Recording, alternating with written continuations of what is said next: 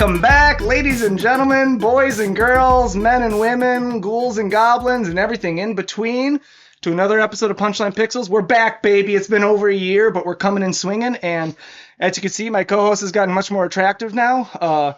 Moment of silence for my usual co-host, Alex. He has a rare form of AIDS, so we wish him the best. And I'm actually joined today by my good friend, Nate. Nate, why don't you introduce yourself to the folks? Hey, I'm Nate Fischer, and like you said, good friends, avid video game player, and ever since we met, we've been talking a lot about video games.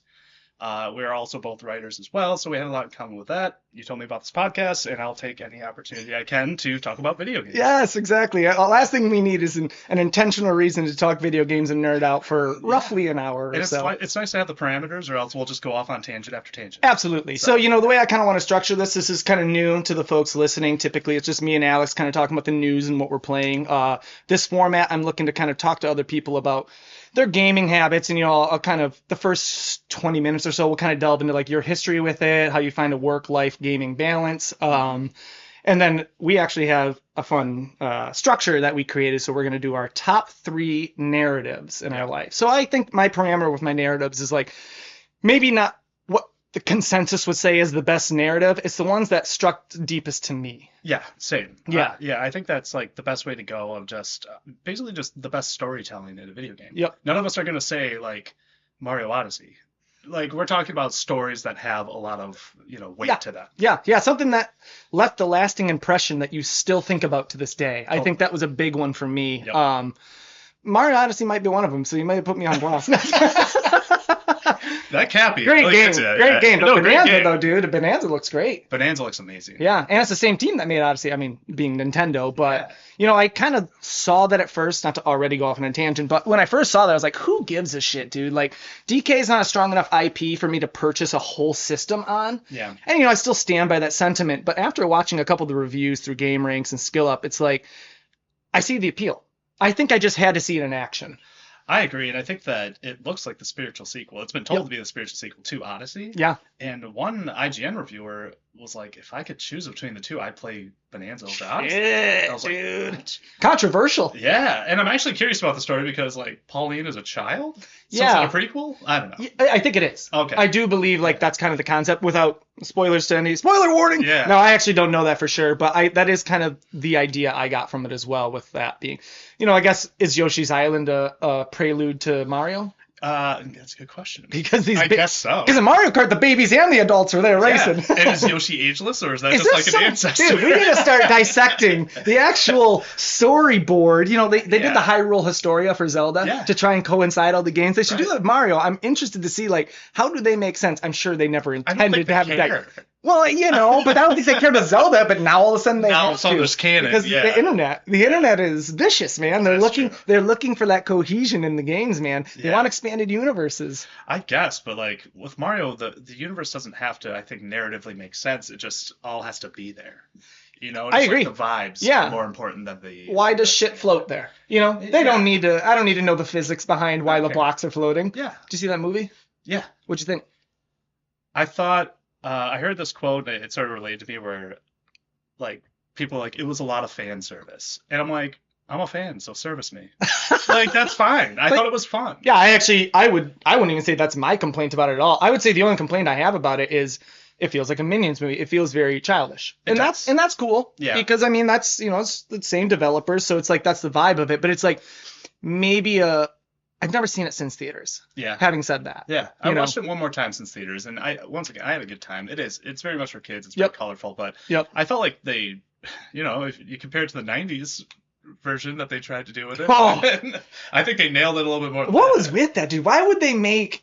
Do you remember that? All the Koopas had tiny little lizard heads? So I bought it on VHS recently. Okay. And I read this, and I'm not sure if it's exactly true, but there was a cut scene at the end where game developers approached the Mario Brothers, and they were like, we want to tell your story, but we want to make it into a video game. Fun. So it's actually, it happened before the video game was developed.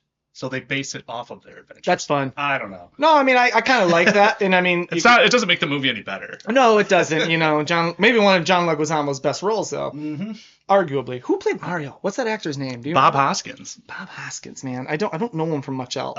Who Framed Roger Rabbit? Oh, dude, man, he was killing it back in the day, wasn't Yeah, he? he really was. Yeah, he really It's always a shame to see people who are just like hot shit and then Yeah. just like fall off the face of the earth. Yeah. Your Rick Moranis is making a comeback though. Yeah, and good. I support it, dude. I love that guy. Not to say he was ever a phenomenal actor, but like the quality of character there just outshines everything else. He doesn't have a bad role. He's good in everything he's in. There's something to be said about that, man. Yeah, I would have to look at his whole like IMDb, but like I can't think of one. No, and I think probably Little Shop of Horrors is my like favorite thing he's ever done. I think Yep. that's my favorite. I'd have to put him with Honey I Shrunk the Kids. Yeah, you know what I mean? it's It's a just classic. it's simple. It's probably the one I've seen the most, so maybe out Yeah. of oversaturation, it's my favorite, you know, or Yeah, kind of necessitation. So, Yeah. anyways, yeah, let's kind of round it back. I want to kind of start from your mom and dad. They love each other. They have sex. You're born. Yes, that's how it happened. That's just. Yeah. I'm guessing here. That's how it works. You're not a test tube baby. That's exactly what happened. That's crazy. So, baby Nate, how was he introduced to games? So, I think that what introduced me to video games was the arcades. Ooh, Initially. wow! I How went fun, to dude. arcades as a young kid. My first console was the NES. Yep. OG. OG Yeah. NES. Yep. And but one of my earlier memories was in second grade I did play the E.T. game on Atari. And even then I remember being like, this is awful. Bro, you got a legendary. That's like a like- a badge of honor in the gaming industry, you It know? was so bad. I remember being like, I don't get it. I don't understand what's happening here. But NES was where we started. My brother and I, we were both just like really, really into it. On my YouTube channel, I have my history of video games on there too. So if you Love want it, to like love delve it. deep into that. Yeah, we'll have you plug there at the go. end there. Yeah. But yeah, and then one day, I'll never forget it. I got home from school. It was probably like, I don't know, there was no reason for us to get this, but we got home and my mom had a brand new Super Nintendo for us with Super Mario.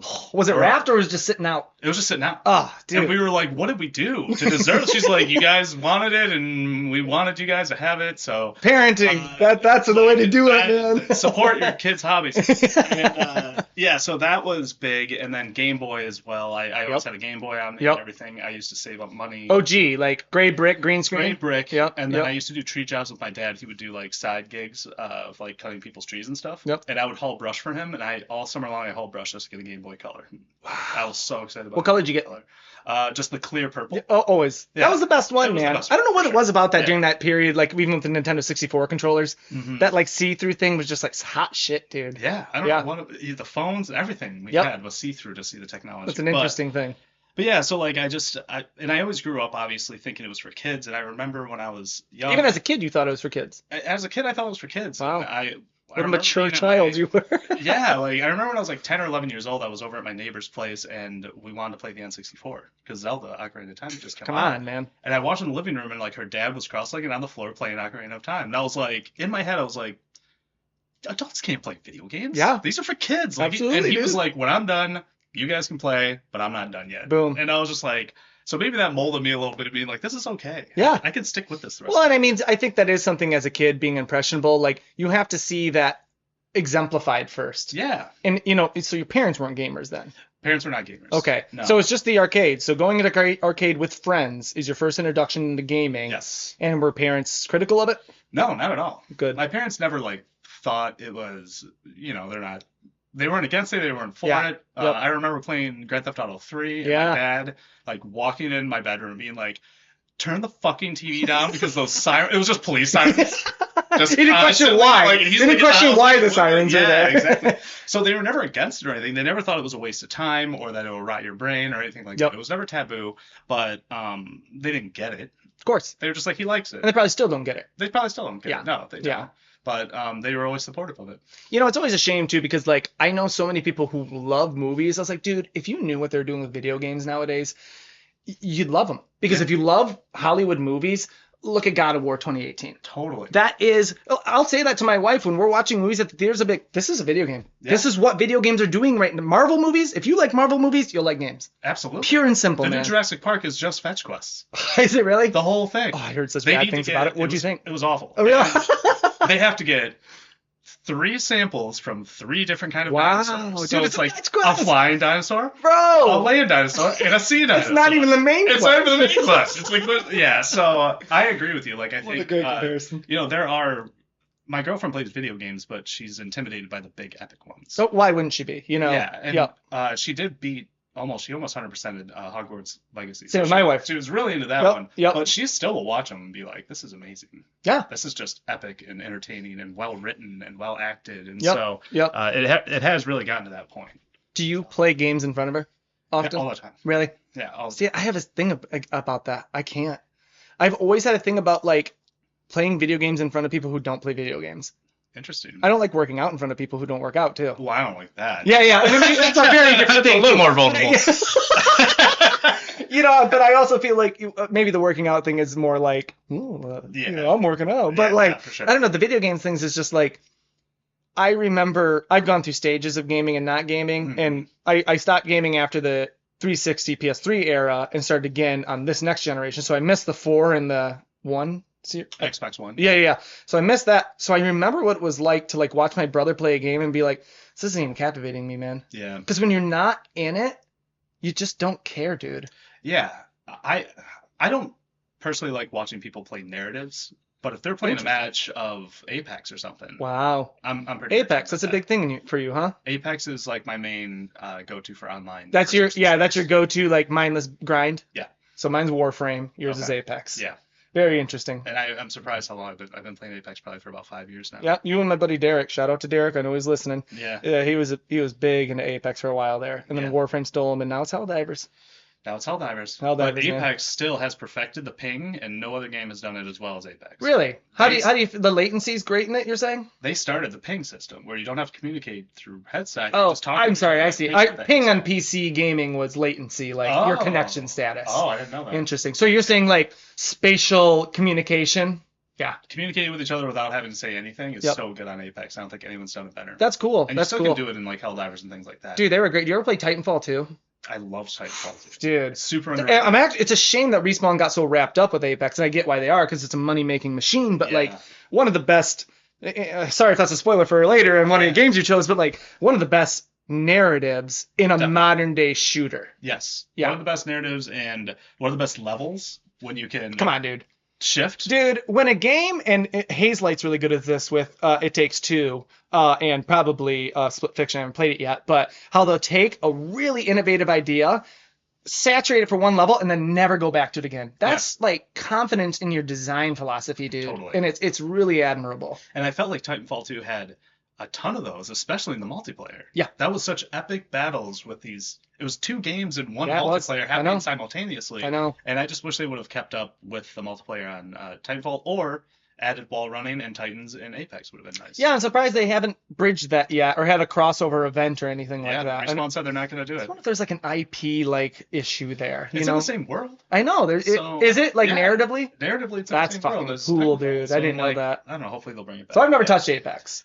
Oh. But I'm not a big battle royale guy. Okay. I hate the idea of putting a half hour in and then you see one guy, you get shot, and there it is. You know what I mean? So it's very deflating. Well, they have deathmatch control. Good. And also one where you every kill you get the new weapon. Like always new fun. Weapon. Yep. Always fun, dude. Yeah. And I don't mind that either, but I've definitely bridged away from PvP a lot. Yeah. You know, at my older age, and gone towards more like the PvE. I like the camaraderie of like working with other players more than I like the stress involved with facing other players. I agree with that, and I think, man, I'll forever remember the Helldivers when it released. 2 or the original, you're saying? 2. Yeah. Oh. And the camaraderie in the community of gaming, I was like, this is the most positive I've ever seen in the community of gaming. It was so cool.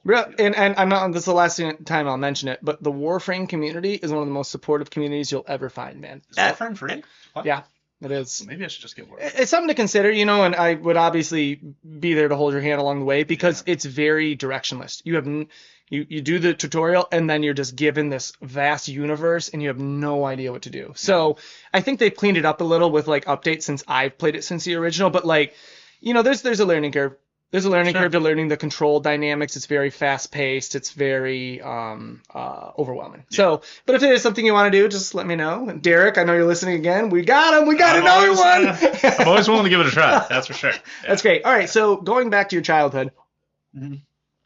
First system was the NES. Got the SNES as a surprise. Your parents surprised you with it. Yeah, and then I never got I never owned an N64. Oh, did you get PS1? I got PS1. Yeah, well, potentially the better system. Potentially. Yeah, I think I don't know. Like my friends had, I had the sleepovers with Mario. I was the opposite. I had 64. Friends had the PS1. Gotcha. So yeah. So I feel like I grew up with like Tony Hawk's Pro Skater, Cool Borders 1, MGS. 2, 3, MGS. Of course. Yeah, like that. That was my brother got Cool Borders 3 Cool and Metal Gear Borders. Solid for the holidays, and like that's all we played all winter long. Of course. And both games are very winter-esque. So whenever I revisit them, it's very like that feel. Wow, dude, you played during the winter too? Oh yeah. You got to. I'm a very seasonal person. So like spooky games in spooky season, winter games in winter season. I fucking love that too. Yeah. I love when games go with the season. Yeah. That's like, Totally. I mean, Animal Crossing, I'll give that shout out, but it's not even the best example of it. I kind of wish like Hogwarts Legacy did that. Totally. I know the seasons change, but I wish they changed with your date on your system as well. Yeah. I love that shit, dude. And Kylie played it, like she played it throughout the year. So when she knew Cool. fall was wrapping up, she finished that section of the game just in time for winter to go up. She's so. smart, Yeah, man. it's pretty smart. That's super smart. Yeah. So so that sort of like ushered me into the PlayStation era. So I stuck with it with PS2. Yep. So I Yep. kept with PS2. Xbox, I never had an Xbox. Yep. Oh man. I didn't have an Xbox until 360 for some reason. I switched over to Well, I mean, you only missed one generation. Yeah. But having said that, you missed pivotal Halo 1 and 2 days. Exactly. And Gears of War, at Yep. least 1, maybe 2 as well. I think 2 may have been 360. But Yeah. I mean, those were very formative times. The LAN parties with Xbox, with Halo 2 are just, that's like a really special place in my heart, man. I know, And I don't think you'll never capture capture that kind of stuff again because of what, for better or worse, what the internet has created, But there's something special about being one screen of 4 players in one room and then a LAN extended to the other room and hear them bitching at each other, that's super special. That's very special. I think that couch gaming is making some sort of return. I agree. There is a place for it now where people are like, let's get back together and like. I never wanted it to leave. Me neither. I I want to play video games with my friends. Yeah, absolutely, dude. I mean, screen watching's a bitch, but for sure. You just got to take the good with the bad when it comes to that. Exactly. But so like I guess now that I'm talking about it, I never realized how much I bounced around. So after PS2, I went to Xbox. Yep. And then Xbox One as well. Okay. And then didn't do a PS4. Didn't. I didn't do PS4. Okay. And then I went to PS5. Yep. Just because the Xbox. I was gonna ask what made you choose that. Honestly, dude, I didn't even I was looking at all the Xboxes that had come out, and I'm like, I don't know which one's actually the most recent one because the names are so horrible. They really are. What's with the naming conventions, dude? Dude, they sort of made it confusing and a little more difficult. And then I also was like, all right, I haven't had a PlayStation since PlayStation 2. Yep. So I had this back catalog of all these exclusives I've never played. Dude, all the Uncharted, Last of Us, yeah. God of War, like all those things. I was like, man, I could buy a PlayStation system and be getting games for like $6 that are amazing. Yep. So that sort of was. So you went PS5. Have you owned a PS3 since or PS4 to play those backlogs, or just playing them on greatest hits on your PS5? Just playing them on greatest hits. Yeah. Did you hit most of the ones that you wanted to hit? So far, yeah. So The Last of Us Part 2, Spider-Man. Last of Us Part 2 though. Oh, I guess that was PS4, wasn't it? PS4. Yeah. And then God of War, Uncharted. Yep. 3 and 4. Yep. And then so when I look back, I'm like, man, I played a ton of games. Oh yeah, dude. A lot of Naughty Dog. A lot of campaigns. A lot of Naughty Dog. Yeah, a lot of Naughty Dog. But that kind of bridges into us like being writers and stuff like that, and how it is kind of what I seek in a lot of games nowadays is a strong narrative. Mm-hmm. It is hard for me to go and play games right now that are very loosely based with their narratives or don't have one at all. It seems a little aimless to me anymore. Yep. I have to get a lot from a game to justify. Well, there's so much to play anymore. There is, and it's an investment. I want to give a shit with what I'm doing. Absolutely, gameplay is one thing, but I don't. Even with movies, everyone's like, "Oh, it's like a good turn your brain off." I'm like, I don't want to turn my brain off. No. I want this to make sense. I want this to play by its rules and actually make me feel something. I guess what's the point otherwise? Yeah. I guess it depends on what is your intention with watching this movie or playing this game. Yeah. If it is to turn your brain off, then you go and play Call of Duty. Yeah. And no hate to Call of Duty, but I do call it bro gaming. Yeah. It's very like the kids who never played games in high school and then they grew up and were like, this shit's dope, dude. So they got Madden, they got FIFA, they got Call of Duty, they got Battlefield, and that's pretty much it, man. Yep. And it's like, And man. year by year, they upgrade just slightly. And they do it, and they pay it. They're the reasons microtransactions fucking exist, dude. I know. They don't I have that agree. discernment, man. Yeah, and that's fine. Like if that's your thing, then that's great. And honestly, more people probably do that than do what we do. Probably. Because look at the money. I mean, why do you think they keep making all these live service Call of Duty games, Call of Duty Mobile? I mean, look at the money Call of Duty Mobile rolls in, dude. That's insane. Fortnite.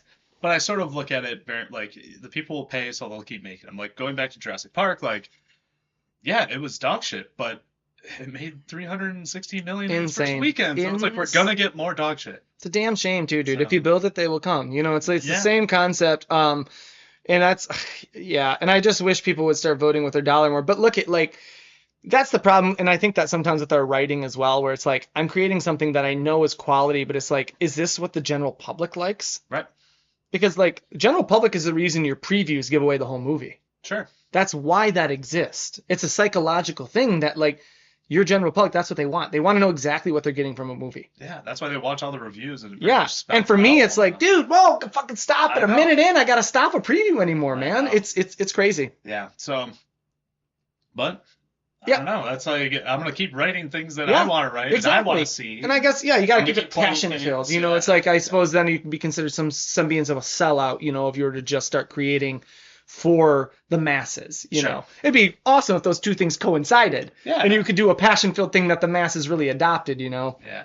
But I also, you know, you can recognize when something's popular because it's good. Like, I see why people all love Taylor Swift because she's fucking good. Yeah. So like, I'll go along with it. I'll ride the bandwagon on something that's truly good. Yeah. Yeah. And you know, it's like and I can recognize it as good, but not enjoy it. Sure. You know what I mean? And I think that's where I guess I could use Taylor Swift as an example. You know, it's just like, of course, I'm never going to turn on Taylor Swift, me, myself. Sure. But my wife loves it. Yeah. And I've heard many of those songs, man. Yeah. And I can recognize that it's good writing. That's good song structure, and it's raking in millions of dollars. So no envy and no hate. Congratulations. Yeah. You know, I'm not one of those people who hates Justin Bieber because he's successful. Right. You know? And I grew up skateboarding, and I grew up in all that, like, you're a sellout, man. And now I look at them like, well, they're actually making money for what they love to do. Right. So it's like... and you're still smoking weed in your mom's basement. Yeah, exactly. Like, selling out isn't necessarily exactly what it means. Yeah, absolutely, man. Yeah. Absolutely. So, all right. So, yeah, before we kind of switch over to our top three narratives, I want to ask you one last question in regards to, like, what does your work, how do you balance a gaming life with a normal life? I think that's where a lot of people struggle in life, is like gaming's an unhealthy addiction. How do you balance like staying in shape? How do you balance a normal life and playing video games and getting satiated in that as well? Sure. I mean, I guess my short answer could be like, I don't really balance it that well. do you don't think you have a good balancing it? However, I am not a gamer that can play like, I'm going to play all night. Like, I'm not one that can just, like, sit there and be like, oh, shit, it's 3 a.m. I should go to bed. Did you used to? Yeah. I for sure. But that's when I knew I could. You know, it's like, there is some sort of lingering thing in my head where it's like, okay, this is something I enjoy. This is something I want to do. But I'm a big set timers type of person. That's very... You know, there's other things to do.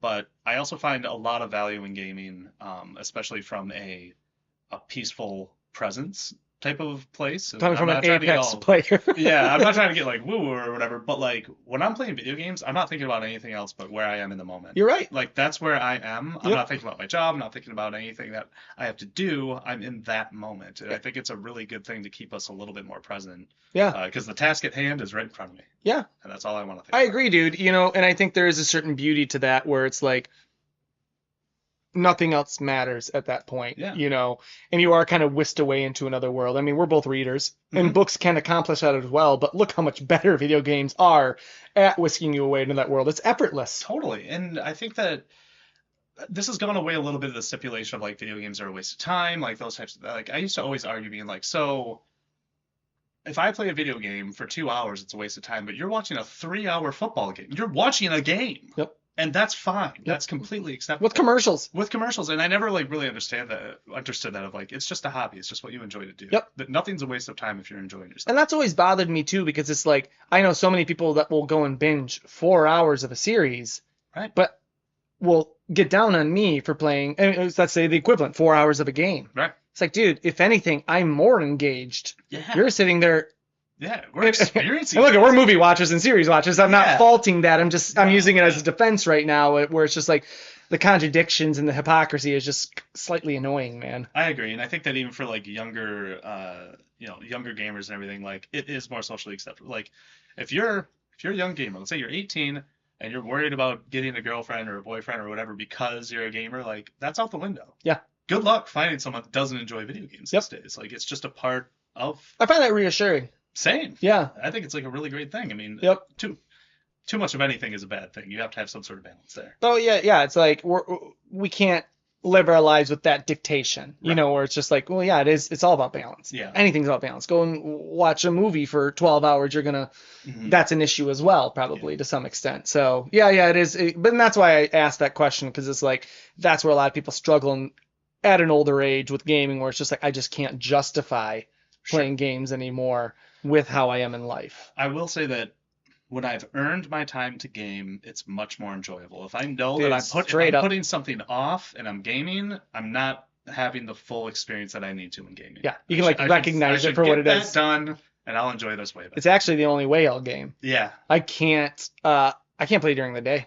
No. I can't. It has to be at night, dude. I have to have my day done. Mm-hmm. And it sucks because it probably blocks me from writing a couple times too, Oh, if I'm sure. being honest. I've chosen games over writing on many of nights. Probably more than I'd like to admit. Yeah. And I'll make up excuses. I'm like, well, it's research. It's a narrative. So like, it's Straight helping up. my writing. Absolutely. I've done Yeah. the exact same shit, man. So yeah, that's I think that's the balance I'm still trying to strike as well, is feeling is feeling accomplished in my creative passion endeavors Sure. and gaming as well. Yeah. Where I've struck it with the other facets of my life, but that's really that's the crux right there, man. Yep. Still. 100%. So if anybody knows out there how to find that balance, feel free to leave it in the comments. Yeah, please give Because advice. That would be lovely. We're struggling over here, man. Yeah. All right. All I want to do is game.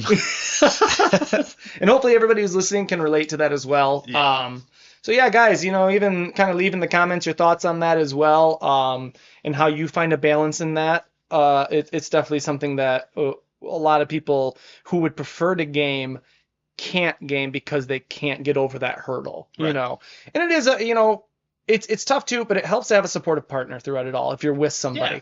If you had a partner who didn't support gaming, I just don't know how you could find that balance. And it's not like my wife loves games. I mean, Hogwarts Legacy being the exception in Mario Kart, but like she's never going to judge me for playing a game. Sure. Yeah. I don't think my girlfriend will never judge me for it, and I don't think she actually would have her relationship with video games if it wasn't for me. Yeah, as same. well. Same. We're on a little bit like in the moment. She's on the couch on the Switch playing Balatro, and I'm on the PlayStation on the screen playing Balatro. We're just playing Balatro next to each other. Bro, it's so good, dude. It's so good. So that's It's been our so- thing right now. yeah, It's like- dude. and she's like looking at my hands, and I'm looking at her hands, and it's just. Have you finished a game? Have you? I haven't beaten all the decks. Me either. No. Have you made a clean run though? Oh yeah, I haven't. multiple times. I mean, it's been a while since I played Yeah. it. I definitely put the kibosh on it a while ago. Yeah. But I definitely was struggling, man. But also, poker was never my thing in the first place. I don't Yeah. know if you were a big poker person. I was in college. I really liked poker, but I also this is my favorite roguelike I've ever played. Wow. And, You play Hades? I played Hades. Hmm. And I liked Hades. Dead Cells? Never played Dead Cells. Dude. And I really liked the God of War roguelike on Ragnarok as well. Oh, it was That great, a wasn't it? great- Valhalla? Yeah, that Man. was really, really fun. That was great. And it had a narrative behind it, too. Yeah. Oh, I got so pissed at that, though, dude. Did Fighting. Was it Ares? No, I'm sorry, not Ares. Tyr. Yeah. Dude. Did you play the Last of Us 2? No, I haven't, but my brother, shout out to Lyric, he plays a shit ton of that. The roguelike? The No Escape, is that Yeah, what it is? No Yeah. It's good. I bet. It's super fun. I bet it is, dude. Yeah, I have a love or hate with The Last of Us gameplay style.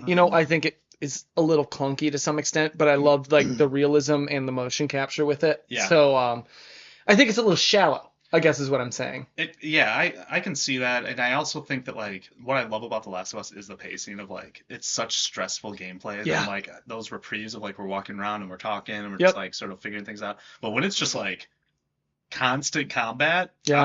I'm just stressed. Is it like horde mode from Gears where waves would hit? Yep. And you're in the same kind of block. Yeah, so you're in the same block, waves come, and then there's like 3 waves in a level, and then you Cool. go back and you upgrade. Cool. And then you go to a new level, more waves, Is it upgrade. co-op or is it single? It's single.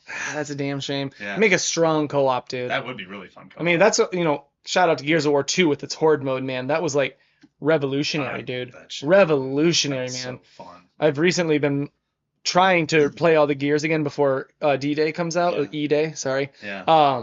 With my buddy Kyle. Shout out to Kyle. A lot of shout outs today. He doesn't listen though. He doesn't give a shit. And it's just so hard. So it's just so hard to make schedules work sometimes, man. Yeah. I've also been co-oping all the Halos again with my buddy Matt Sabota. Shout out to Matt. And we're at ODST, so we've done 1, 2, and 3. So we've made some good headway there, man. But so you're playing the campaigns together? Oh yeah. Fun. Yep. That's yeah. so fun. It's so cool, dude. It's been really nice to go back and and it's on the Master Chief Collection. I don't know if you've done that yet. How you can switch between old graphics and new graphics at the hit of a button.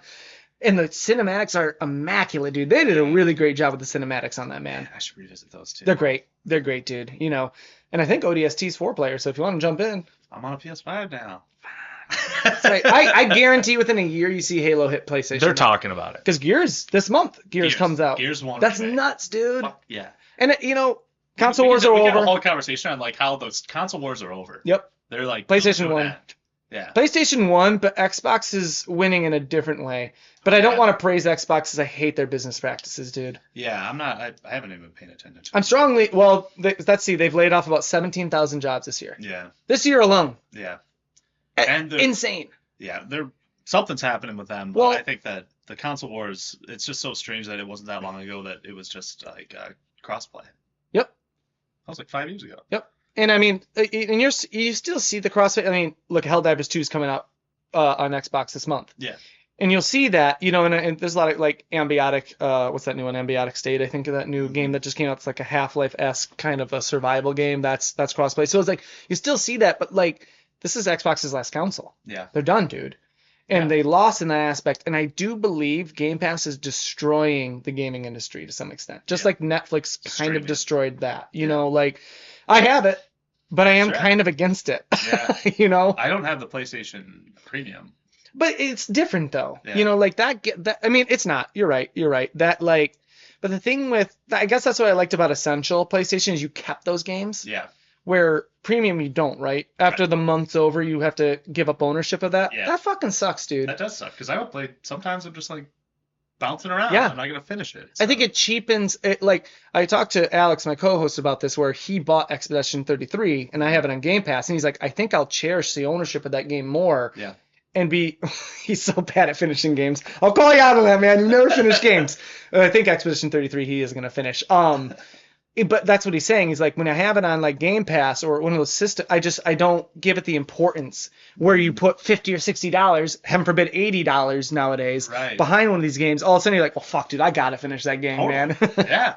And I rented, shout out to the library, I rented Warhammer. That's right, Space Marine. Space Marine 2 for the library. Yeah, that's what's up, dude. They got a great collection, dude. Dude, if anybody doesn't know, check out your local library, dude. They got every game, and no one's renting them, man. And there's no late fees anymore. There's no late fees, and they just extend them automatically. It's insane. It's insane, it's dude. Really good. So yeah, little tidbit there if you guys don't know. Support your local library. Yeah. Also, start reading. Mm-hmm. You fucking idiots. Start reading. You can rent out binoculars if you want to start burning. You can do all sorts of stuff. Yeah, right, dude? Yeah. And also, you can sit around a bunch of homeless people because nowadays the library's just full of homeless people, dude. There. Even though I went downtown, man. Yeah. Oh my god, dude, it's just a bunch of homeless people in there anymore. Yeah, the one in East Grand Rapids. There's a guy that always sleeps next to the fireplace. He's just like and why wouldn't he? I'm like, bro, if I was homeless, that's where I would be too. Free Wi-Fi. Oh my god, plugs. It's great, dude. It's great. So, okay, shifting off. We're done with your life. Don't care about your life anymore. Don't care anymore. We're going on to our top 3 narratives. And I think this is the first time on Punchline Pixels we've done a top list. Mm-hmm. I love top lists. Same. I watch that shit on YouTube all the time, man. Yeah. So we're going to shift into it. We're doing our top 3 narratives. As stated before, these are narratives that maybe the consensus doesn't say are the strongest, but they're the ones that left the most lasting impression on us. Yes. We're going to do 2 honorable mentions. We'll do that before the number 1, would you say? Yeah. Not to say that they're ranked above it. Okay. I was going to say because like... Or should we do 2 honorable mentions first? No, I mean, I don't mind doing it before the number 1, but mine are just like, it's my 3, but no particular order. Yeah, I would almost say that as well. Yeah, maybe my number 1 is my number 1, though. Okay. You know, and I only say it's my number one because it's the one that I reference a lot when I'm writing. Okay. And I'm like, I want to make something like that. Okay. You know what I'm saying? Well, So I can compartmentalize. okay, but you're right though. Honorable mention in the top 3 and 2, I would probably kind of say are a bit of a minutia there. Okay. So let's start with you, and let's start with your number 3. All right, so number 3. I'm sweating over here, man. I know, I'm like, man. My number 3 is one that I'm not sure if a lot of people have played or not, but it's Firewatch. Oh yeah, I played it. Yeah, I actually beat it last year for the first time. Yeah, I got that game. I just didn't really. I bought it for like $7. And I was like, I don't know what this is, but I wanted like a cozy game, is what I was looking for. And you found it to some like, extent. yeah, it just really it hooked me right away. The gameplay was simple, but like it's just really good writing, dude. I just cared, and I was constantly wondering what's gonna happen next. I would go to bed being like, I kind of want to get back into it. I want to see what's gonna happen, and I kind of want to play it again because you can change so many different paths. Yeah. Whatever. So yeah, Firewatch. I don't know. That's my number 3 just because it came out of the blue, and it's one of the most recent in the past 3 years that struck me as something really special. Super cool, dude. Yeah. And I'll even bounce. We'll kind of talk more about our top 3, and then honorable mentions we'll kind of skim over. But like having played Firewatch as well, I definitely had it. It came really highly recommended just through videos, you know. So it's always been one I've wanted to play. And you're right, it had me at the edge of my seat. Yeah. I was left feeling somewhat unsatisfied with the ending. Yeah. And it's only because if I go and replay it, sometimes I'm like, well, what about this? Yeah. Well, what about when she was on the radio and she's talking to somebody else and he overhears like, who is she talking to? You know, like there was a lot of that for me, and maybe a multiple playthrough would accomplish that for me. I'm not going to talk spoilers on that because it's worth one playthrough. In my opinion, 100%. That's worth one playthrough, and especially for how cheap you can get it. Don't expect the most engaging gameplay, but it is very, I'd say it's cozy in its exploration. It's cozy. Just not as narrative. And it's pretty. Like, I like the art style. Yeah, super fun. But like, great voice acting. Great voice acting. It starts sort of like, it starts peaceful and hopeful and like descends into paranoia for me. Yeah. Like, it just starts to get a little paranoid and a little like, what is actually going on here? Yep. And I like the setting, it being in the 80s and things like that too. So, yeah, I mean, I just was sort of just struck by that one, and it just caught me off guard. Sad too. Super sad. His personal story is very his sad, situation's man. really sad, Yep. and it's also kind of breezy. Like, it's 6 hours, 6 to 8 hours. Yeah, I would say so. And that's with like a completionist mentality as well, because there's really not much off the beaten path that you can find, you know, as far as I know. I think you're right. I think it's pretty straightforward. Yep. And there really is only 2 endings. Obviously, I won't get any spoilers, but yeah, you can make a lot of decisions throughout the narrative, but you really do only branch into 2 endings. Yeah. So, and it's only because I watched them on YouTube after I beat it. Oh, okay. So I was like, I'm probably not gonna play this again. I do want to see what the other decisions did. So, good game though, dude. It's a great game. It's something that I've been thinking about even while we've been making these lists. I'm like, maybe I should just pick that back up. You know, just like. Yep. Easy. I mean, I have it on Switch. Easy game to play in bed. Oh, that's a good call. Yep. I'll get it on the Switch. That's but also, do you have like a backbone or anything? What do you mean? Do you got a backbone, man? You know, it's like a controller that plugs into your phone. No. Yeah, so if you get a backbone, backbone, the beer's kicking in, and then you plug it into your phone, it has a really nice interface that you can remote play your PlayStation or your Xbox from it, or stream your Steam link. So really cool. I'll show it to you after this episode. My eyes ain't no good. Oh, dude, it's so hard to play on, bro. It's so hard. Dude, I tried playing High Divers, and I was like, what the hell? I'll just sit in a chair and watch it on the TV. Something to be said about that for sure. So yeah. Firewatch. Yeah, Firewatch, that great choice, dude. Yeah, I actually kind of forget about that, so it's nice that you mentioned that, because it's like, yeah, I agree. That's a very strong narrative and great writing, man. And great voice acting, which is rare in games, man. Very true. Yeah. Okay, my number 3, a very recent play of mine, Cyberpunk 2077. Wow, okay. Strong. And I know that game got so much guff, and it actually took me like a year and a half before 2 years after that game got released to finally get into it, man. Which is probably the right choice. Yeah, exactly. It's in the state it was after Phantom Liberty already came out that I finally buckled down and played it and bought Phantom Liberty because I knew I'd want it. Yeah. CD Projekt Red, dude, they're special, man. Yeah. Then, you know, Witcher 3, obviously, that's not on my list. I haven't finished it, so I can't properly give that on my list. But like, there's gonna be a lot of games like that. I'm sure you can relate, where it's like Red Dead Redemption 2, Witcher 3, where it's just like, I'm not putting on my list. Like we said, we're not gonna go with like the consensus. Cyberpunk might be on the consensus of some people, but like super strong narrative, dude. Yeah. Short of Keanu Reeves, great voice acting, man. And Phantom Liberty is probably one of the best DLCs I've ever played. CD Projekt Red does great DLCs with The Witcher 3 and with Cyberpunk, man. Like I would say it is boy, better is tough, but like the ending for Phantom Liberty is probably one of my favorite endings in a game. Wow. Yeah. Yeah. It, and I'm not gonna, I like the multiple endings in having that option in games. Sure. I'm also a big fan of unhappy endings as well. Yeah. So if I'm able to achieve some of that, or like really insightful endings where it's like, damn, like they didn't win, but the lessons learned are really pivotal. Yeah. It's super special, man. Yeah. Did you ever get a chance to really delve into it? I'll admit, I probably put probably 25, 30 hours. I didn't make it past. That's where I sat. I sat at that 25 mark for probably a year, dude. Yeah. And so like I still have it, but Yep. I just haven't gotten back into it because it was like, I don't think it was meandering for me, but I think it was just a lot of game. Yep. There's It just is, too much dude. game. Absolutely. Yeah. Which is so funny because you could look at other open world games that you did finish and have that same idea behind it, Right. So it's like, where's that line drawn where it's like, why did I stop this one, but I continued this one? Yeah, because I love the world. It's Yeah. really well realized. Like, it's a Man. beautiful world. Like, Yeah, it is. also, it has the best haptic feedback for the controller you could possibly have in the game so far, Besides Astrobot.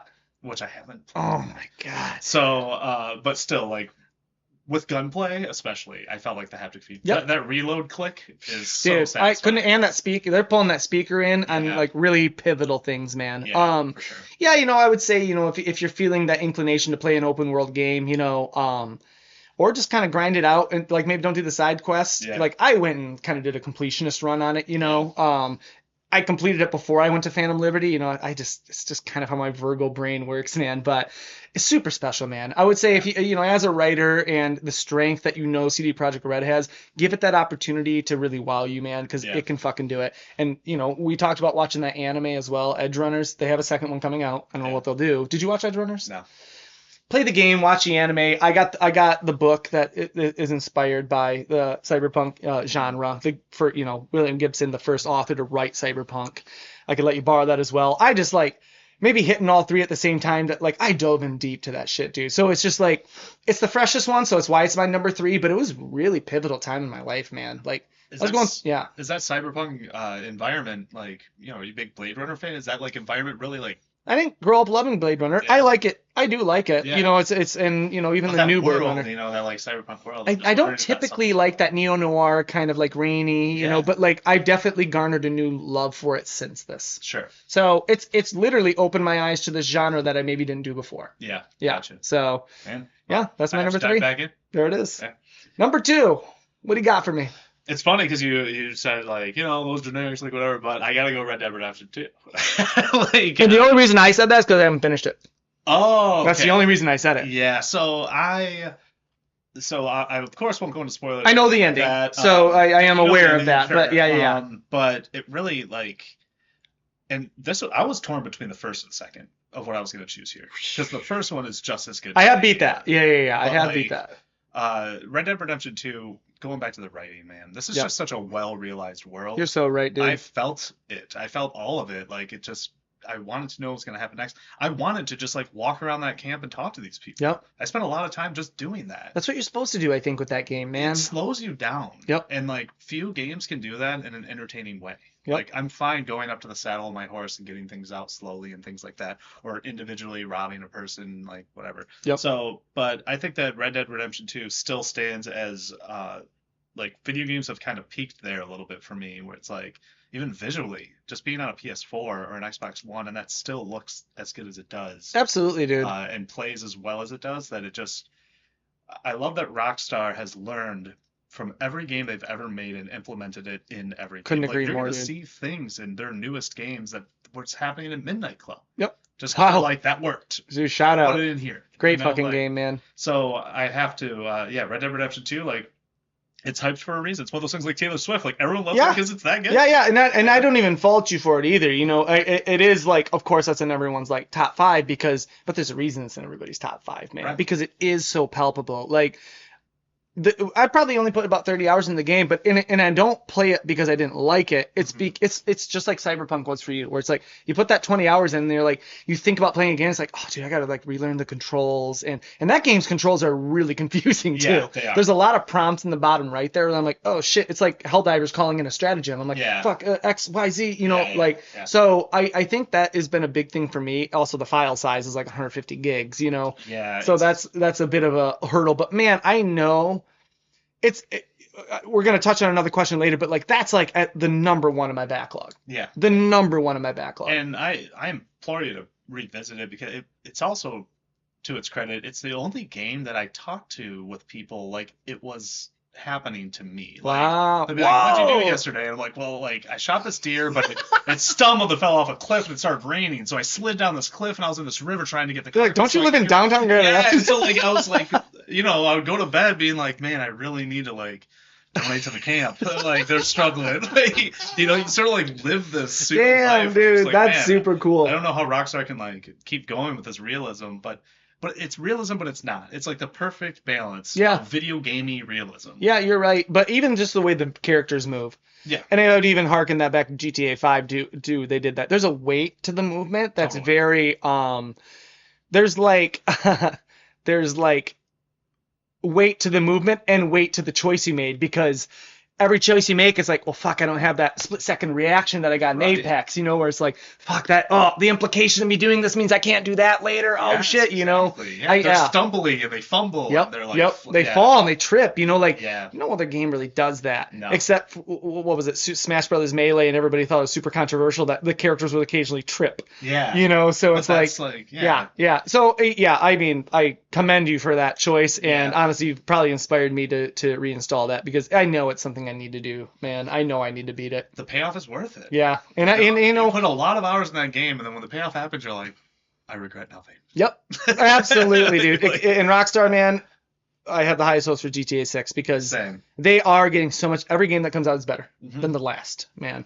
Yep. Yeah, Absolutely. And I'm not some purist who goes, "Oh, Vice City was their best." No, fuck no. Of course it wasn't, man. No. I mean, Tommy Vercetti's great, but he's just a Scarface ripoff. Like their writing's matured too. It has. Not as sophomoric as it was at one point. And I'm not against the sophomoric humor, but it's like, let Borderlands do that, and now you can do mature things. Yeah, exactly. And I think that Rockstar storytelling, they can go both ways. They have this balance also of just being like silly to mature. Like you meet a guy in Red Dead that's like inventing a robot that talks and stuff, and you're just like, I believe it. Yep. It's silly, whatever. That's fine. That's cool. That doesn't break the immersion. Yeah, exactly. So that's my number. Fun, dude. Super fun. All right, number 2 on my end.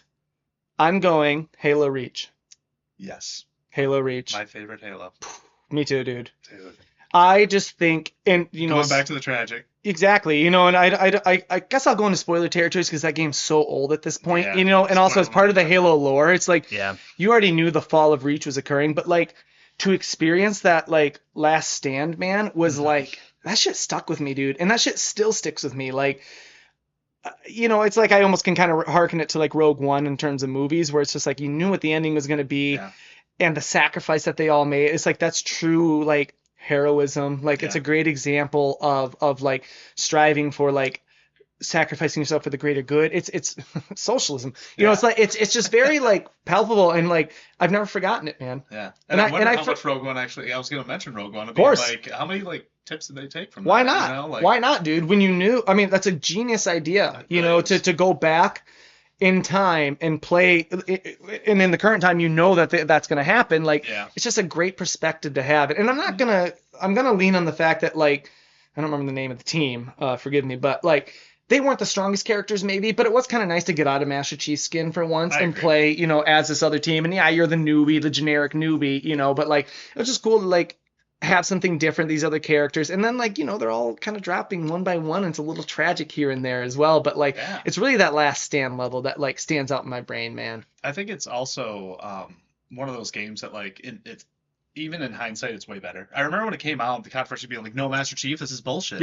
And like now we look at it, we're like, greatest Halo game ever, maybe. And he was technically in it. And he technically was in it, man. But like, and arguably the best, the most fun I've had multiplayer. Yeah, it was great, dude. It was. They brought that DMR out. They brought that DMR with the single shot. DMR and the assassinations were so satisfying. Dude, couldn't agree more. So, yeah, and it was funny too to like go. I always kind of love that when like you have this like futuristic game and then you go back like in time and the guns are better. Yeah. Sometimes I did miss that burst fire battle rifle. Who didn't? You know what I mean? Yeah. But yeah, it was just. I don't know, man. I think it was Bungie's last hurrah on the Halo franchise. Yeah. I don't remember if they did Halo Wars 2 after that. It's kind of irrelevant to me, but and I just think 343's fumbled the franchise ever since. I think so too. unfortunately. I think they have, but I agree with you. With that being Bungie's last, it kind of felt like the last like true like even with your friends Yep. playing. You're right. Yeah, it feels dude. like it sort of faded away after that. Yeah, and it's just so serendipitous that like that was their last, and it was like such a final finale. Like, Yeah. yeah, it's like emotion evoking, man. Yeah. You know, like, and maybe it's lost its luster for all these years, and maybe it's nostalgia that gets that out of me still. But like, shit, valid. that shit stuck with me, dude, and it Yeah. still sticks with me. Like, and again, not the strongest narrative, but like that stuck with me. Yeah. Yeah. I mean, I think it is a strong narrative. I know what you mean by like course. character development, Exactly. Or whatever, but Yeah, like yeah. the stakes are the highest. You're right. It's like You're it's right, not this dude. man monster that's going to just Yep. like they're Yep. all gonna die. You're right. So You're right. Yeah. So Halo Reach, man. So now we'll kind of bounce to our Great choice. honorable mentions. We both chose 2 honorable mentions to make this technically a top 5. We're not going to delve as deeply into those, but maybe Yeah. give me your first honorable mention.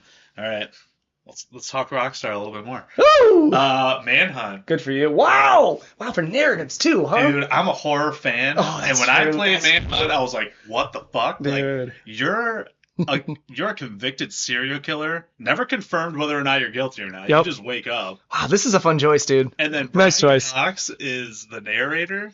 Great choice. And- Great choice, dude. It's just I like, fucking love it. man, dude, that game, I played that game to death. Wow, I remember renting that game, and I remember watching the kills. I was like, "This is fucking wild, bro!" Like what they're doing. And now you got like all these new games, you know, that are just like blowing it out of the water and Yeah. like basically like watching a horror movie. Yeah. Do you love those games, by the way? Horror games? Yeah, well, I'm talking fuck, I can't remember anything, but they got like big name actors in them that are basically like interactive horror movies anymore. Oh yeah. I don't know if you played any of those. Horror is a little like the thing is I love watching horror, but like living it is For sure. Like Resident Evil 7, Bioshock or Yeah, Biohazard. Biohazard. Yeah. I was like, this is fucking me up, dude. I can't do this. That was It's a too wild, tense, bro. They got but- that in VR. Yeah. Oh, So like, I don't know if I could do it, man. No, I don't think That's I all could. about my brother Yeah. eats that shit up, dude. So but- yeah, but so yeah. So Manhunt just like I really like. great that was- choice, dude. Great that was choice. right at the end of the PS2 time. Yep. Maybe right in the middle. But man, it was just like Rockstar's like, oh, you guys want another Grand Theft Auto? Fuck you. Here's Manhunt. Well, Everyone's like, what is this? Dude, old school Rockstar is so cool that way because they did that with like Bully too. They made the Yeah. Warriors. It's like they made the money off GTA to do other endeavors instead of just. Oh, the Warriors was so good. That's what I'm saying, man. Yeah. Old school Rockstar is a little like I miss that. You Yeah. know, just the adventurous, like taking chances on things. The Yeah. gaming industry doesn't take the chances anymore like that. No. You know, on the IPs because it's all about the bottom dollar. They're publicly traded companies that haven't shareholders. So, anyways, If you play Manhunt and then like when you played Manhunt and then you went to San Andreas, Grand Theft Auto San Andreas, they added a crouch with a Yep. hand held up when you're close to somebody with a little scroller on Hell it. And yeah, I was like, dude. dude, they adapted it in. Yep. Like That's what they're Rockstar- learning. It's Yep. experiments that are great. it's amazing when a developer does that, man. It's really Speaking of Bungie and Rockstar, they both did that on those franchises we spoke. So my first honorable mention, I'm gonna give it to Shadow of the Colossus. yeah, dude. And I would say the beauty in that is it's minimalistic storytelling. Yeah. But again, if we're talking, we're talking spoilers on older games, but like, I guess I won't talk about it, but like these unhappy endings, like, man, to play the villain is just the ultimate twist. the first Colossus you drop is tragic. You Yeah. feel like shit. Yeah. And you're like, wait, why did I kill that thing? They're It not didn't, doing it didn't even anything bother wrong. me in the first Like, place, man, yeah, yeah. And then to like find out in the end, like, you're being deceived by this god, it's just like, Yeah. that's like masterpiece right there, man. Like, It I is. think you make a movie like that, man. I mean, maybe it's not the most successful, but like, people cherish that shit, dude. And you're right about the minimalism of it. Like dude, I loved that game and exploring that world. There wasn't much, but No. I still wanted to Nope. go. Like Yep. I still wanted to explore. We it hadn't out. really had that yet, No, like being yeah. on a horse and exploring this open world where like the sword was your only guiding thing, like. Yeah. And there was no direction where it's like, I'm supposed to kill these lizards. And then like, there's this Garden of Eden at the top of this like main tower that like, nobody's explaining this to you. And You're like, without like a giant interface, it just felt open. The Yep. screen was just you. yeah, there's a beauty to that, man. Yeah. That's definitely lost nowadays, except Yeah. maybe a Ghost of Tsushima. But like, a lot of people just, they're not doing that with their development anymore. It's very like handholdy. Fuck Ubisoft, like they've Yeah. destroyed this industry to some extent, with Yeah.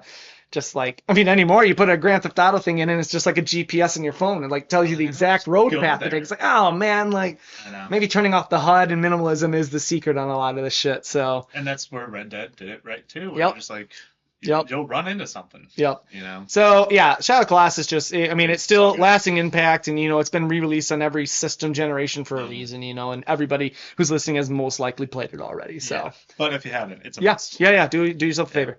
And then my second honorable mention is Metal Gear Solid for the PS1. Number one. So the reason I put it as an honorable mention on the list is because I played it a lot, but I still was sort of like, what the fuck's going on here? Like, that's Kojima. Yeah, Kojima has this ability to be really convoluted, but it's also, there's a vibe to it. There's this there are stakes. You do give a shit. You want Meryl to be okay and all, and why do I? I don't know. I just do. Yeah. Yep. But the story just kept me wanting to play more and more and more, and also the richness of the characters is just crazy. What they did with Psycho Mantis and the sniper, and dude, the Psycho Mantis with the controller and the memory card. Like reading your memory card to see if you have other Konami games and having to put your controller in the second. Internet? Like, how the fuck did we figure that out? Dude, it's how did we learn that, dude? No one told us how to do that. I remember my brother's friend Dustin bringing that over, and us all doing that, and him knowing all this shit already. It's just really special place. And again, I don't think you get that anymore. I don't think you'll get shit like that. It's like looking at Lord of the Rings as a franchise. I don't think you'll see movies like that made again. Right. Just like I don't think you'll see game experiences like Metal Gear Solid 1 made again. I don't think so either. And the details are just even when it's if you don't have any diazepam, smoke a cigarette and stop shaking when you shoot. I'm like, that's fucking hilarious. Genius. It's just genius, You can dude. get a pack of cigarettes and smoke them so it won't shake when you're sniping. And I think one thing they did really well, not to dwell on it too long, they made empathetic villains, and I love that in narratives, dude. Yes. For me to feel bad about Sniper Wolf and the tragedy of some of these villains is just I think that's such a sign of good writing, dude. Yeah. And take Kojima for what he's worth and maybe his faults as well.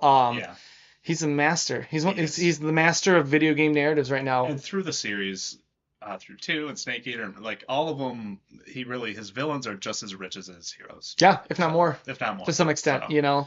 So that was, it was tough for me, but that is tough. Yeah, but I mean, it was on my list, but it didn't make the list. Right. You know what I'm saying? Right. It was there, dude. And David Hayter, man. Yeah. Ain't a better voice actor. And it's just like you said, they don't make them. They do make them like that. Yeah. But it's just that was the first of its kind. There's I've never seen anything. There's a gut before. feeling, and maybe it's because we have nostalgia attached to it. But you got this it's almost like this butterflies in your stomach when you think about that game. Yeah. You know what I mean? And the time and place when you played it and what it evoked at that time. Yeah. And how shitty the graphics were, man. Shitty graphics. Did you ever play Twin Snakes, that remake on the GameCube? Yeah. Great game. It was great. Yeah. Once you went first person, dude. Of course, when you go first person in that Ocelot battle, it destroyed it. I'm like, this is destroyed it. It's too easy. It's too easy now. Too easy. So, anyways, I know my brother's blowing up wanting to say shit right now. Yeah. I'm a little torn on my second honorable mention. And it's a tough one, but I'm gonna go to BioShock 1. Okay. BioShock 1 takes my honorable mention, and it's because of the world building, man. Yeah. And I'll give it to the narrative twist as well. I'm sure everybody knows it, but I won't dwell on this too long. But I always think about that game. I think it'd make a great series or movie. It's the next thing that should be adapted, and I know they're talking about adapting it, and maybe it's already in production.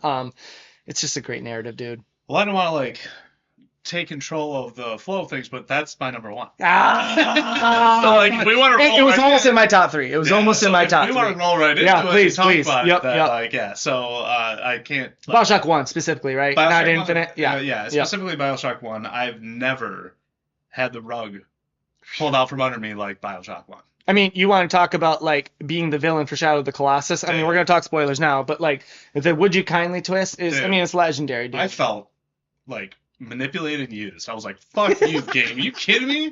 I've been your puppet, and I've been doing what you've asked the whole time. I really felt passionately deceived by that game. Yep.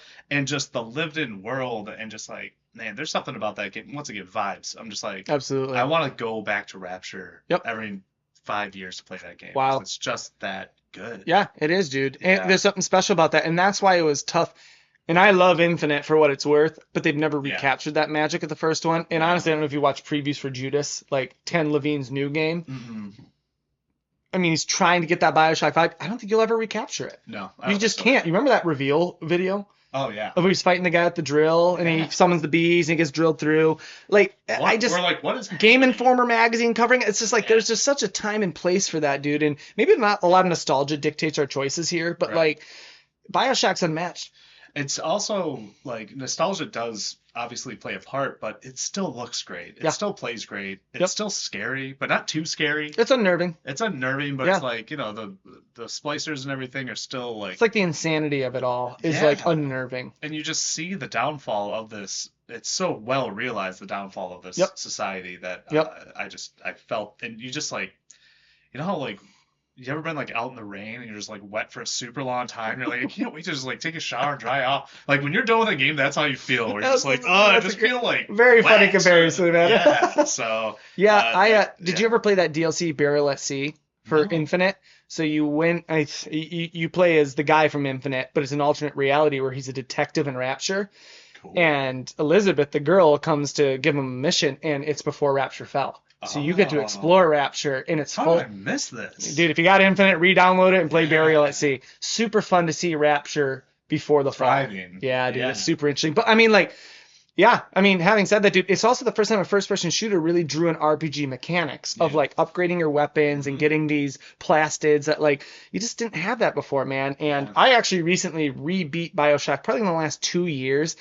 And I loved every minute of it, man. Yeah. It never felt like a slog. Maybe near the end, I was like, okay, like Let's go. let's finish this, But like, it's just so special, dude. It's special, and it's also like, yeah, it has a lot of mini games that kind of suck, but You're at right. the same time, like the punishment for, I feel stressed those mini games because you Yeah. can fuck up. Hey, what's that Fort what? What's that scene with like the art guy where he gets you locked in? Fort Yeah, it's Frolic like or something like that? It's like the Yeah, it's like its own. area. Yeah, yeah. what a great area of a game, dude. Yeah, Like and- it's its own secluded thing. And it's one of the Fort first ones with Frolic, a yeah. moral system. Yeah, yeah. You gonna kill the little sister? Or Yep. You gonna like Yep. that whole thing. So it's Did yeah. you so kill him? Bioshock. Did you kill him? Your first playthrough? No. I saved them all too. I said them all. Because you got more Adam if you killed them, but Right. you But just like it's also, I played Red Dead 2 the second time and I'm a goddamn monster. Like in the first one I was like, no, He's much more every second visceral. time, I'm just like, Much stop more right visceral now. too, dude. So that's special, dude. Yeah, so BioShock Bioshock is, 1 I yep. think had the biggest impact on me for sure. So Yep, it was definitely almost in my tops, man. So I don't fault you for that, but yeah.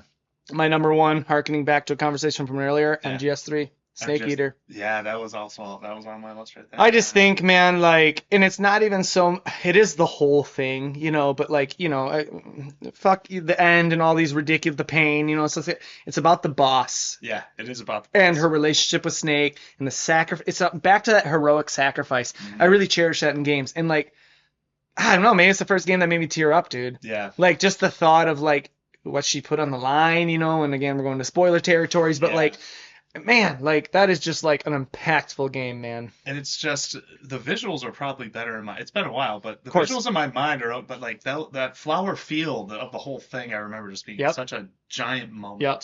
you And then know? at the end, you have that option of like, well, you got to pull the trigger, Yeah. and it'll sit there fucking forever Yeah. until you do it, Until dude. you do it. So it's just And there's that's like, weight. There's weight to the endings of these games, and I think that's always I think that's what sticks with me the most is like impactful decisions that I know you don't want to make, but you get life gave you that, and you have to deal with it, man. And that's what's so great about it, especially like being in the shoes of the character. Like Yeah. we love, well, in our real lives, we hate making hard choices. It's tough. You're gonna lose something. Sure. No sure. matter what. So we Comes love across. watching other people make hard It's choices. relatable. Misery It's loves relatable. company. Yeah. So like in a movie, we're like, oh wow, like whatever. But when you're in the shoes, you're like, I care. Yep. That game made you care. Absolutely, dude. And man, that like you said, empathy for the villains. Yep. Like, It's the ultimate. And then to learn that it's like the villain is technically the hero, but still a villain for the decisions, but like had to make that decision, so it makes him the hero again. Like, I love the idea of like, there's no good guy, there's no right choice. Like Yeah. everyone it's a perspective based thing. yeah. And, and what it did to Big Boss, in the long run, and the implications of that decision and what he learned, like, yeah. it's just palpable, man. And Kojima's a master at that, and I'll hold him as the best writer in games right now. Yeah. Bar agree. none. Like, I don't think it's even close. And he's also just like not afraid to get weird. Yep. And say what he wants to say. Yeah, I think we were talking about that recently, Yeah, where it's with like, Death Stranding too. he just doesn't give a shit, dude. And like, Yeah. he does what he does, and people will buy it because it's Kojima. Yep. That's Yeah. why I'm almost torn about getting Metal Gear Delta or whatever, the remake of Snake Eater, where I it's know. like, And he's saying he's not going to play it. Of course he's not. I You know, know, like he left but, on really bad terms with Kojima. I mean, with Konami, and it's like I'm almost opposed to that as well, man. I know, and I think that like because you can play it as is if you still want to. Yeah. And from what I hear, it seems like a graphical upgrade more than anything. They're like it largely goes unchanged. I want to say they kept the voice acting. It's the same voice recordings from the original. It is just a graphical. I think they changed the camera structure. You can play old school camera style or this newer camera you can style. Have third person. I believe that's what they're doing. I'm not 100% sure. Maybe more MGS5 style, you know, which honestly would be far better. Yeah. Having said that, but like there is something to it where it's just like, I'm gonna go to the old shit. Master Chief Collection. I played a lot of that in the older graphics. Yeah. Half the time I forgot I was in the older graphics. I mean, I think that like it depends on like if the creators want to just like be, you know, true to the original, just be like, we just want to put a coat of paint over it, or go the Resident Evil 4 route, where it's just like, no, we're gonna make this a million times better. Man, didn't they though? So like, I'm hoping they go that route, but I'm with you. Like, I don't know how. I'm not super pumped for. I'm almost opposed to it. Yeah. Out of like respect. Yeah. For Kojima. It's exactly what it is. Yeah. That's his property that he created, and they've hoodwinked it from him. Yeah. And now they're repurposing it. And they haven't done shit since that. What was that fucking game they released after MGS5 where it was like a zombie apocalypse? Yeah. You know, like they don't know horrible. Metal Gear Survive. Yeah. They don't know what to do with that franchise, dude. Yeah. So then they go and remake the old one. So it's like it feels like the biggest cash grab to me. Yeah. And without him, are they really going to do anything special? There's no soul, dude. Yeah. So, anyways, I'm torn on that. Death Stranding 2 instead. I need to beat the first one first. Yeah. So, okay, that's our top. Appreciate that. That was dope. That was super fun. Yeah. I was going to throw one last minute question at you here. Yeah. Number one game on your backlog that you need to address right now. I gave him this ahead of time. He already knows. Yeah. What's your number one? And we touched on it. Astrobot. Wow, really? I haven't played Astrobot yet. Wow. And dude. I'm like, I am itching. Do you own it? No. You should just buy it, dude. It's great, I'm just gonna dude. It's great. I just bought Ghost of Tsushima. Yeah. So I was like, this is my plan. I'm gonna play Ghost, and then like the fall holidays will roll around, and I'm like, a good upbeat platformer is gonna be. You're gonna love it, dude. You're gonna love it. Now, I think it's controversial to give it Game of the Year personally. Yeah. But man, it's a good fucking game. Yeah. It's the best platformer besides what Nintendo's doing. I mean, it's like the platform I want to play because I can't play Donkey Kong today. I platinumed it. Because it's I platinumed both Astro's Playroom and that. I replayed Playroom because I didn't. Of course you did. It's so good. And not only that, like all the PlayStation throwbacks, you're gonna get most of that shit. You did in Playroom. You get it in this one as well. Yeah. It's just such a special thing, man. It's nice to like. I do hold that PlayStation nostalgia on a special place, man, and they achieve it on all those Astrobot games. So Astrobot, I say I can't wait, but clearly I can. But it's your number one. It's my number one. Yeah. What do I do? So I'm gonna put RDR on it now because of our discussion. But my original choice is Prey. Prey. I've been needing to, man, for so long. My close second was the Mass Effect series because, man, I just need to finish it. But like Prey, you know, not old school Prey from the 360 days, but Prey from the people who made Dishonored. I can't think of their names right now. Yeah, but did you ever play it? No. Man, super special game, man. Is it more RPG-ish though? So it's a first-person shooter, and I really don't want to discuss too much with it if you don't know a ton about the game because just the beginning's a twist. Yeah. Okay. So you've played some of it? Yeah, I probably got about 5 hours in. Yeah. And it's not doing it any justice, but it really does something special. And then its DLC that came out is like highly touted as one of the best DLCs as well. Damn. So it's high up. It's Arcane Studios. Yeah. You know, what they do is just really, really great. I love Dishonored. And I just know it's highly touted on most people's top list. Yeah. So it's number one. It's on my PC right now. I played it a little bit. I just need to continue. So what do you have to finish before you play that?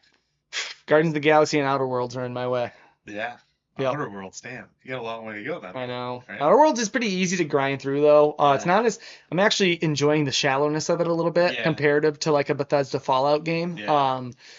It's fine. Yeah. You know what I mean? I'm doing it before Outer Worlds 2 comes out because I kind of want to get that through, but, you know, I got it in Game Pass. You know, I would have never bought that game. Yeah. So, anyways, man. Yeah. That was great. So good. That was a good time, man. Yeah. I hope you guys enjoyed it as well. Thanks for tuning in. Hopefully you made it to the end. If you did make it to the end, drop a like on the video, whatever that you're listening or watching this on. And also in the comments, why don't you put your top 3? Keep it to your 3. You can do some honorable mentions as well, but Narratives. Yeah, narratives. Yeah. And narratives that stuck with you. Don't listen to the consensus. No one's going to put Halo Reach in their tops. Yeah. But that's just what stuck with me. No one's putting Manhunt in their tops either, but that's what stuck with him. So it's like, give me your personalized list. Give us your personalized list just out of curiosity. Yeah. I love hearing other people's opinions on this stuff. Same. So appreciate you again. And Nate, I'm going to do it to you what I always do to my co-host. I want you to send the people out with a really insightful, strong word of advice. Strong word of advice? Does it have to be video game oriented? Life. Life.